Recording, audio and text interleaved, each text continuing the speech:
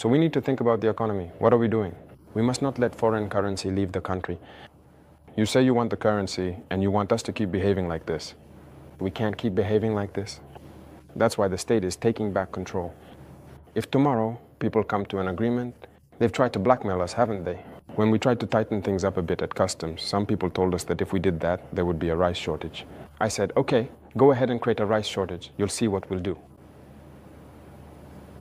If tomorrow some people want to collude to create a rice shortage, then it's necessary for the state to take charge of rice imports. We're ready for anything. People need to change their mindset. Go easy, look out for your own interests, no matter how small, but also allow other Burkinabés to live and not to impoverish them.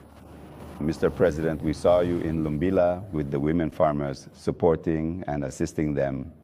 But beyond that, what are you doing to provide even more income-generating opportunities for the women of Burkina who drive the small-scale economy in neighborhoods and villages? Very good, and that's one of the most important points. I even told the Ministry of Humanitarian Action, which deals with women's issues, to refocus their efforts, not just on providing assistance, but on creating jobs and small businesses. Women have many qualities. Look at the small-scale processing of our consumer products. Women are very capable of doing this. They are much more patient than men.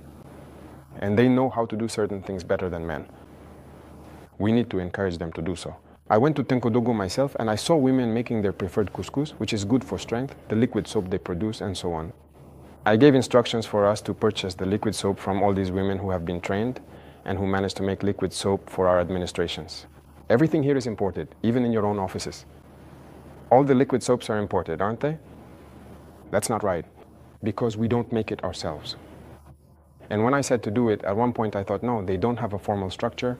I said, I won't understand anything. Find a way, it's their soap, you pay and you bring it in.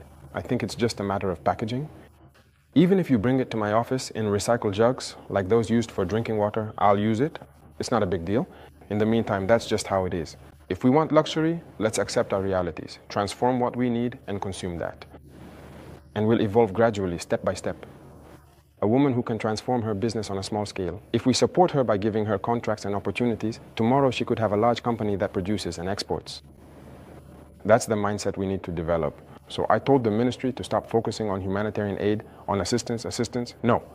We need to identify the problems women are facing. We have a lot of products we're making today. We can process them, even on a small scale, and find a way to bring people together. I spoke with women in Bubu. I told them oilseed products. Women can produce crude oil through cooperatives and find people with a certain level of expertise to set up a refinery. And their role is to buy the crude oils and refine them to provide high-quality oil for the market. We need to move in that direction. But if we just sit back and say, well, I don't have the capacity to make oil and the refinery is expensive, not everyone is required to build a refinery. But we can organize things so that you see. So in many areas, that's what we're trying to develop and enable women to really put into practice. Everything they know how to do. It's a policy that's been set in motion, and I believe you'll see the results.